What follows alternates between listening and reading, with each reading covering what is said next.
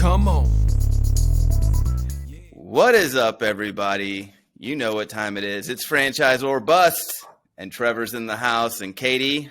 Hey, everybody. How are you? She's here as always, bringing just the fire, the energy, as you could tell by that intro. And I could tell you, this week, super excited. We love it when we talk to people who have such a passion for what it is they do. They actually started the franchise, and that's what we're working with today. Maureen from AR Workshop. Maureen, we could not be more pumped. How you doing? Hi, Trevor. Hi, Katie. Thanks for having me. Appreciate it. You're very welcome. Absolutely. And folks, we're about to go down a journey of listening to somebody who, like I said, came up with the concept, has been through the tribulations of understanding how to start something, working with partners, getting employees, getting it off the ground, all that stuff. So really going to be informative and something interesting. And we're, couldn't be more excited again, like I said, to understand how AR workshops come about, and Maureen, what your story is. So let's start broad, and then we'll get into a little bit more of the detail into what has made you successful and what is really something, some interesting tidbits we can pull out for the franchise community for what your success has meant. So, all right, let's start broad. Let's kind of get maybe toward the beginning and tell us a little bit about how AR Workshop got started, and then what gave you the idea to get into franchising. Absolutely. Well, it's kind of a long story, but I'll try to make it shorter. So Adria Ruff and myself started a company called Anders Ruff. Very creative. It was our two last names meshed together. It was literally a 5-minute conversation. We started a company called Anders Ruff in 2010. We met at a preschool open house and randomly started sharing our stories and our passion for design and decor. And we had very similar backgrounds, both stay-at-home moms at the time. And within a couple weeks, we decided, let's start a little Etsy shop together. Well, that business was started with 20 cents because that's the cost of listing an Etsy listing. And it just exploded like the first year. And what we were selling with that business was DIY party decor. So our heart has always been in crafts and DIY and entertaining. So when we launched that, we had no idea what we would end up with, which now here today, 11 years later, is now a franchise. So with our design company, we kind of just dabbled. We learned along the way. We learned social media. That was 2010 when Facebook, Instagram were just starting. So we don't have business degrees. I actually have an engineering degree and she has a design degree. But we were willing to try anything just to grow this little online business that we had that was focused around parties. So 2016 hit and we were just getting this itch. 6 years in, we had been online and we had formed this blog community around Anders Ruff, which is party focused. And all of our audience was just, they loved our crafts and they wanted to hear more. They wanted to learn more. And we were just sick of being behind the blog, right? We're like, we want to meet people. Our kids are growing up. So we just saw this huge opportunity for building a community in person where people could come and learn and create together and celebrate, and just people feel empowered, because we were doing all these crafts alongside our blog and with our friends. And we saw that it was so rewarding for us to see people actually completing the projects. And you don't know with a blog, they don't know if they're finishing them. So decided, let's open a brick and mortar and we'll call it AR Workshop, which stands for Anders Ruff Workshop. And we'll kind of bring all of our blog ideas to life. And so within a couple weeks of starting that business, we were just getting bombarded with people saying, what is this? We already built this huge community of crafters, and people just saying, bring this to my community. I've followed Anders Ruff for years. I really want, bring this to our communities. So I guess, Trevor, to answer your question, a long-winded statement, very quickly off the bat, in my head, I'm thinking, how do we scale this? Like, what we're offering to our community is so great. And I knew franchising was a perfect model to do that quickly. So we had a lot of organic interest. Our first franchise kind of opened, I would say 3 months after we opened our first store. So it's not a traditional path that most franchisors do. And it was one of my best friends from college. So again, we had that built-in trust. She knew that I was a hard worker. I don't accept failure. I know failure happens, but I keep plugging along. If I fail one way, I'm going to pivot and try something different. So thankfully, Jen and Jen put their trust in me, and they were our first franchisees. And through that, it opened up other doors for other people to say, hey, look, they are scaling. Like, I want a franchise. So within 2.5 years, we had 100 stores open. And I guess I should probably step back and tell you what AR Workshop is. And I kind of mentioned it's a DIY art studio where people can come and create home decor from raw materials. So you're starting with a pile of blank wood and some power tools, and you're leaving the class with a sign or a centerpiece box or a tray, something beautiful to hang in your home. So, I'll tell you what it is. It's a very quick success, and what a cool thing to have, like you said, in a couple of years to go from concept to brand and full franchise system. That's an incredible story.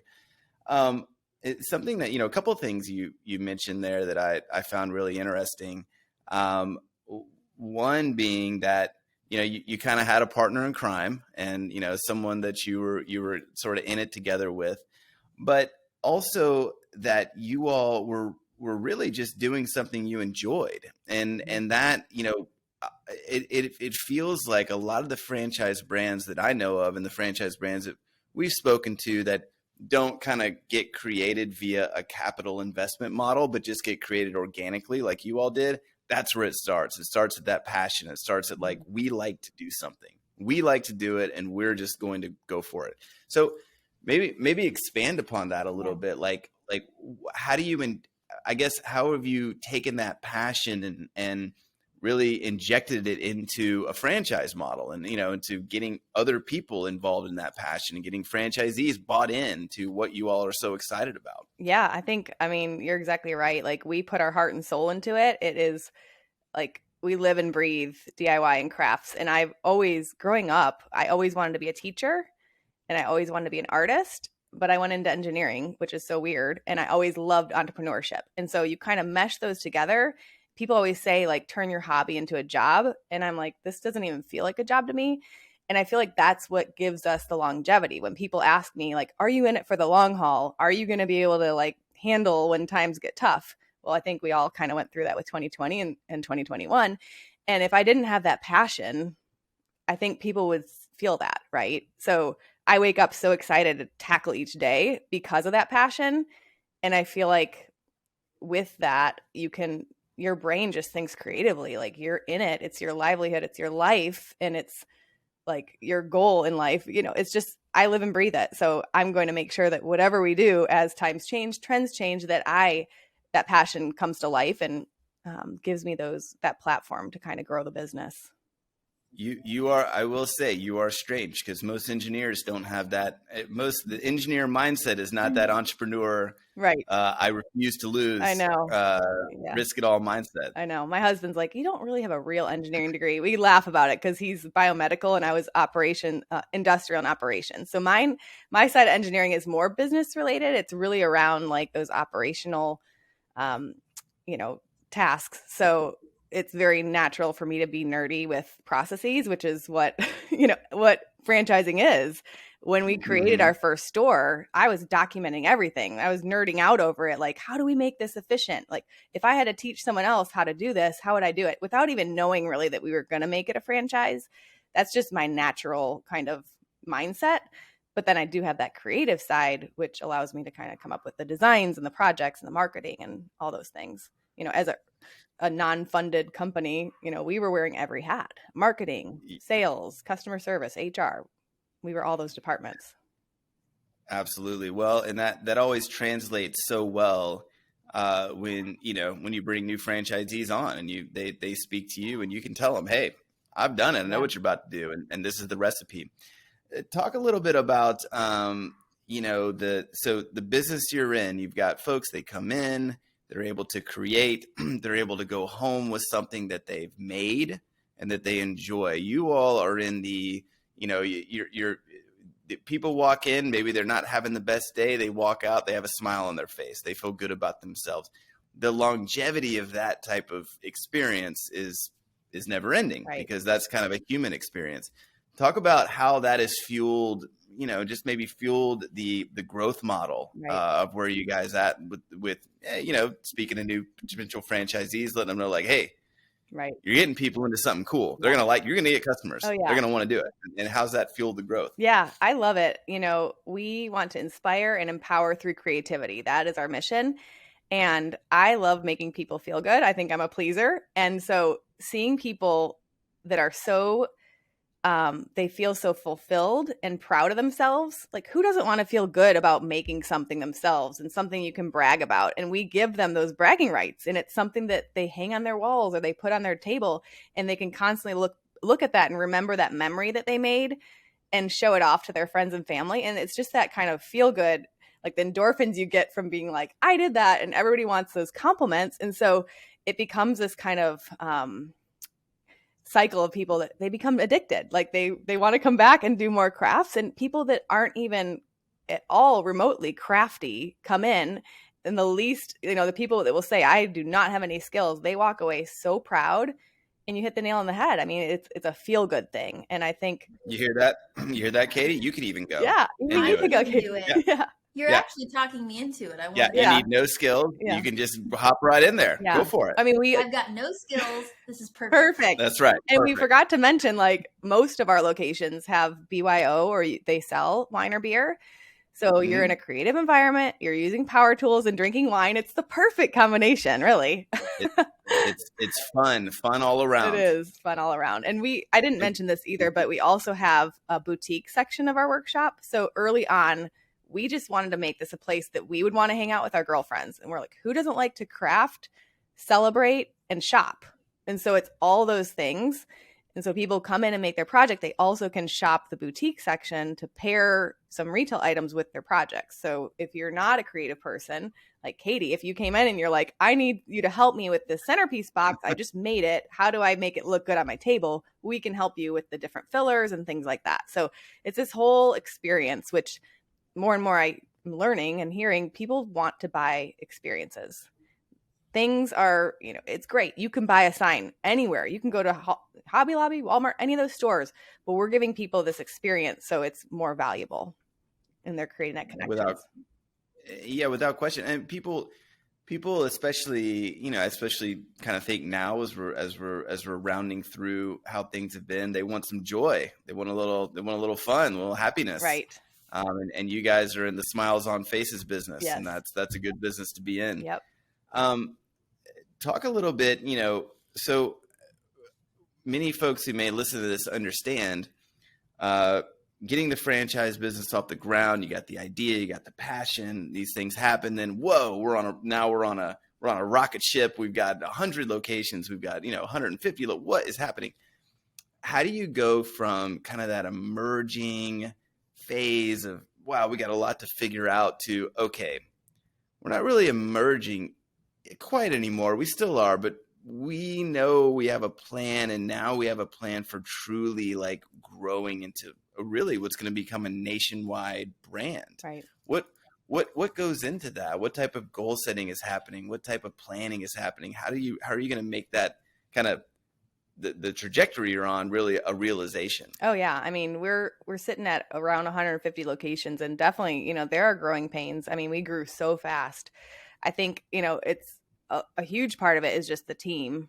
Our team is they're amazing. We have such an amazing team.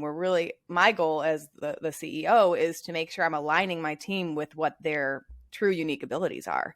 Like if my team is doing what they love, just like I am doing what I love, we're all going to shine. And I mean, I'm self-proclaimed ADHD. Like I'm like, let's do it tomorrow, right? Like they know I move quick, and they can keep up with me, and they can hold me back too. They can be like, hey, Maureen, like I know we really want to do this, but let's step back and prioritize. So we try to work on like 90-day plans. We try to come up with like, where do we want to be the end of the year? But really like, how are we going to bite these off in 90-day chunks?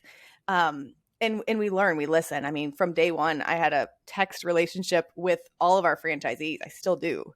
So I'm getting blown up all the time. That's why I had to turn my phone off. But I think that open line of communication and just listening to the franchisees and what they need, it helps you because, we're so close to it. And when you're growing so fast, you may think things should be going one way, but they're out there like growing with you. And so we learn a lot from them as well. So it's our team and it's our franchisees that really help us grow. Absolutely.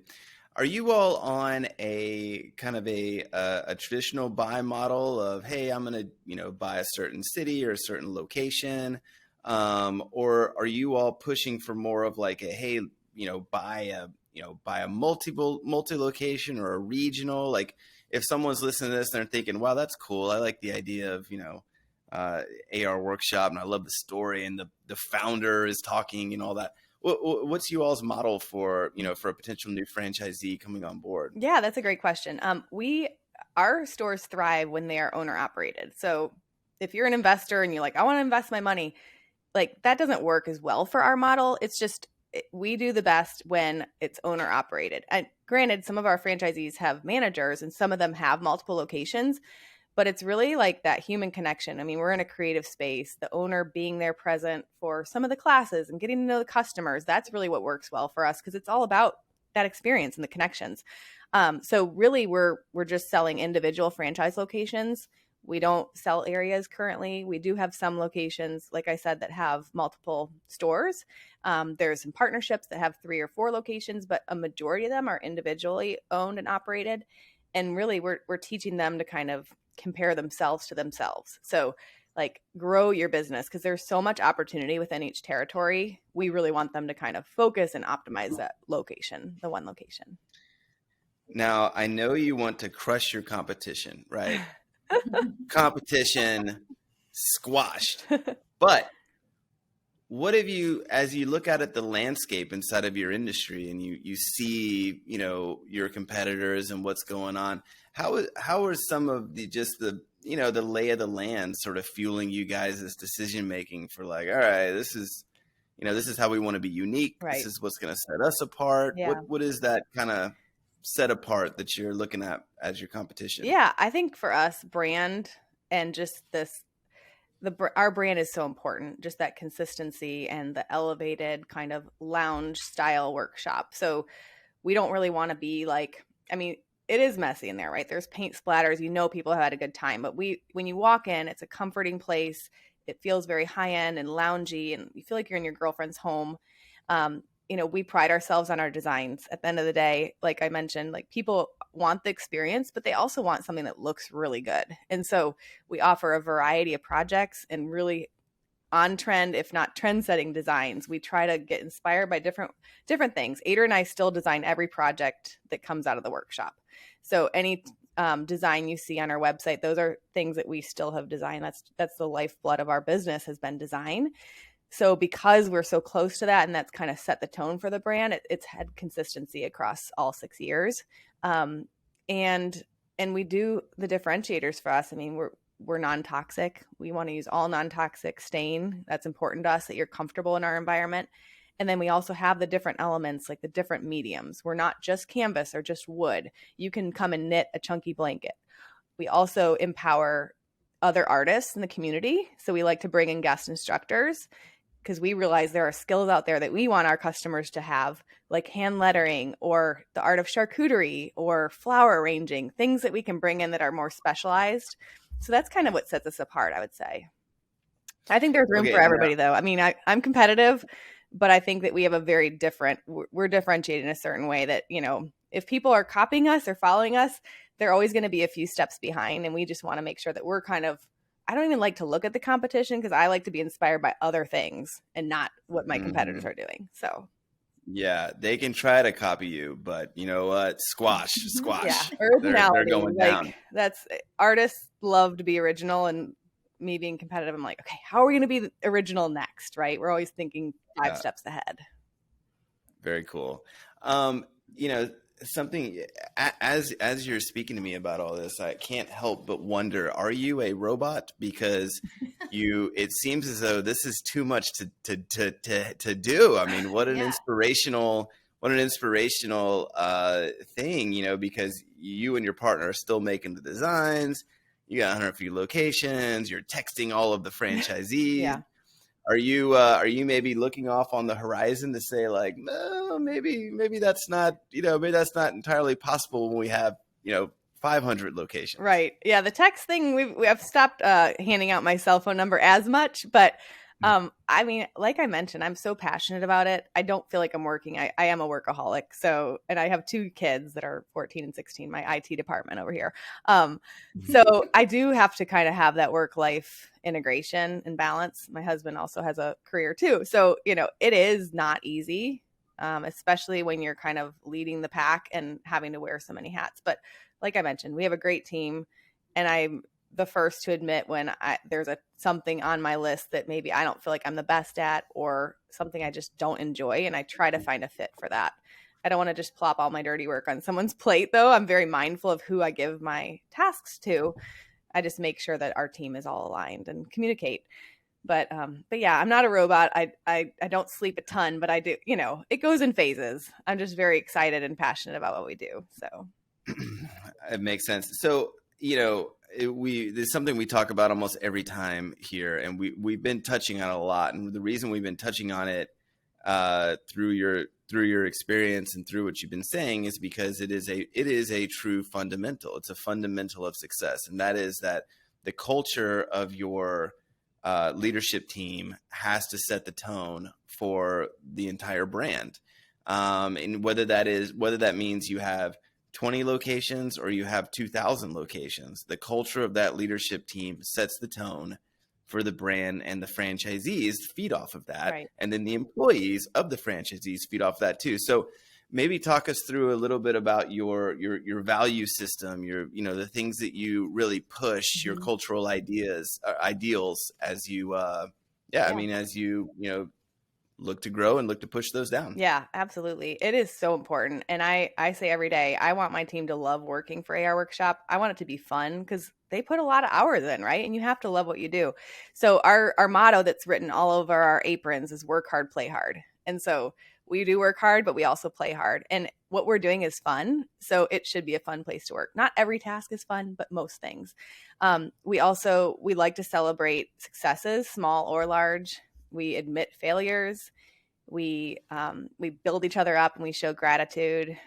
We have open ears. We're an open book. We're open door policy. Questions, if franchisees have them, I want them to reach out to us.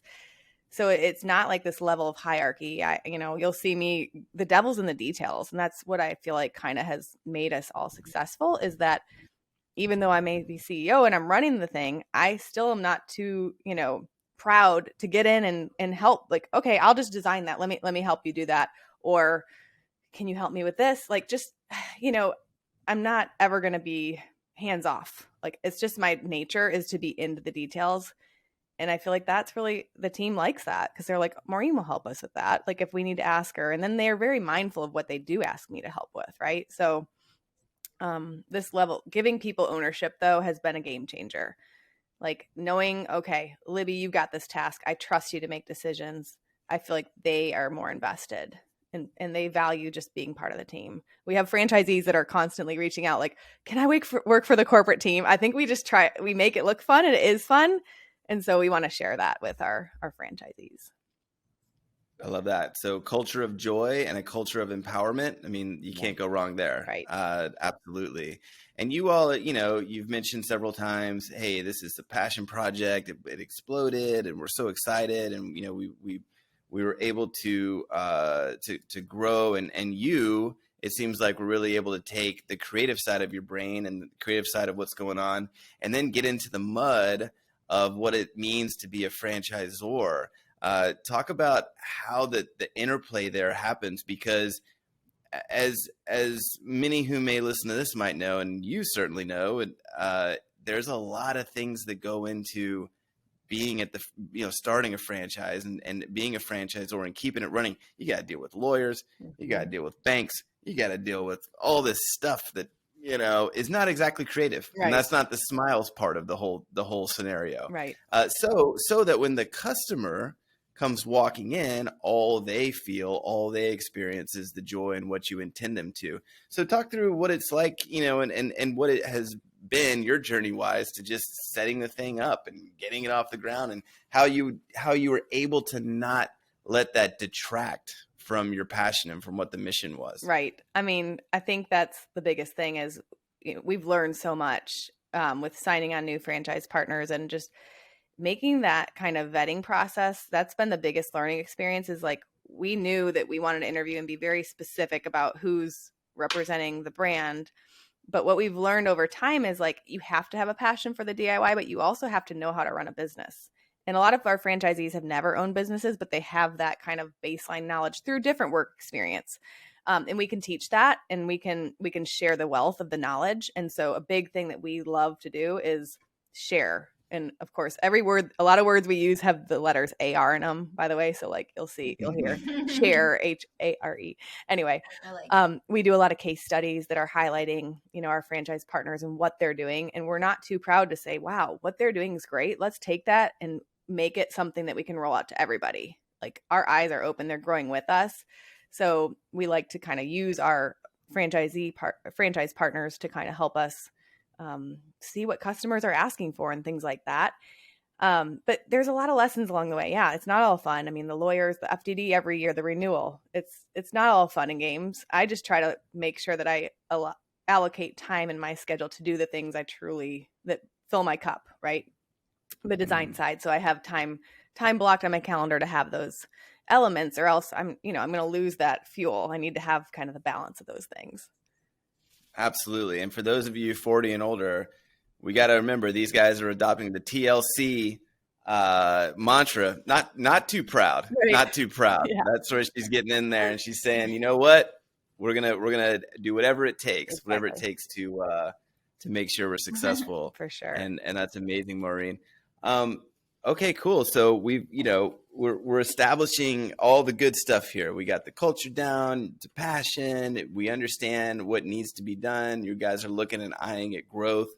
So, what's next? What's next for AR Workshop? And maybe a little bit of, let's go a little bit of what's next, but then also maybe a little bit of why would someone be excited to come in and visit a location, and then maybe why would they be excited to buy in? Yeah, like I mentioned, our mission is to empower and inspire through creativity.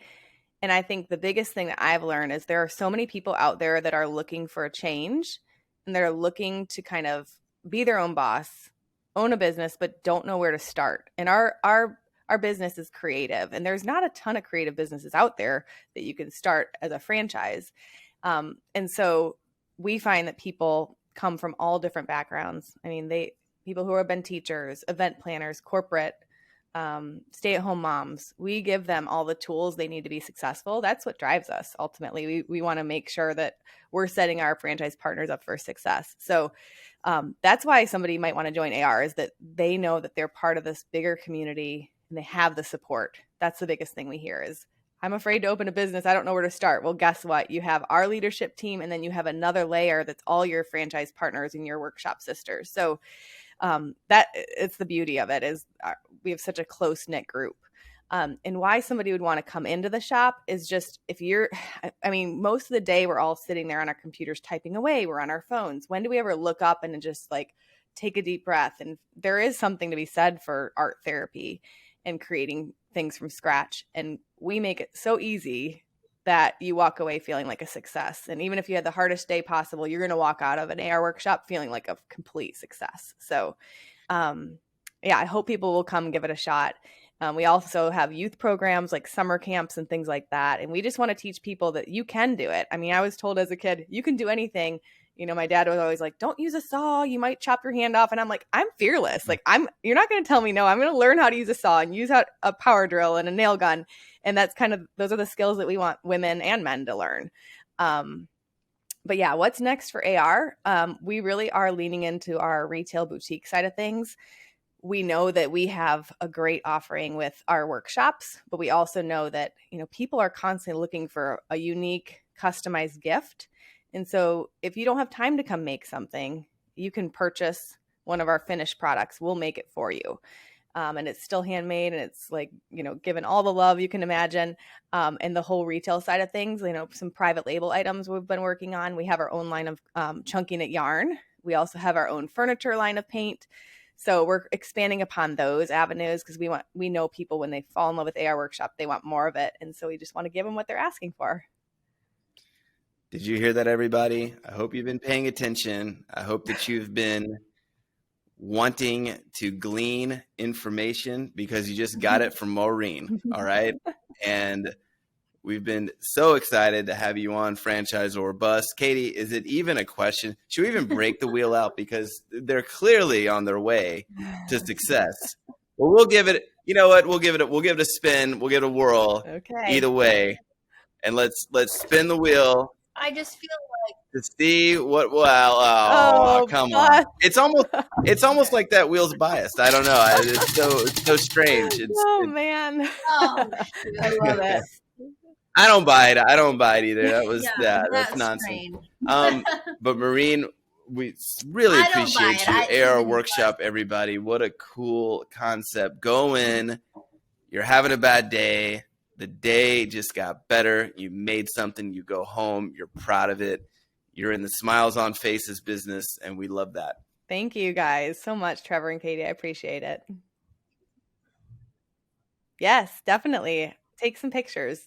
People love to take selfies and like share on social media. Thank you. I'm going to come visit. Great. Thank you. Perfect. All right. Thanks again, everybody. See you on the next FranchisOR Bust. Come on.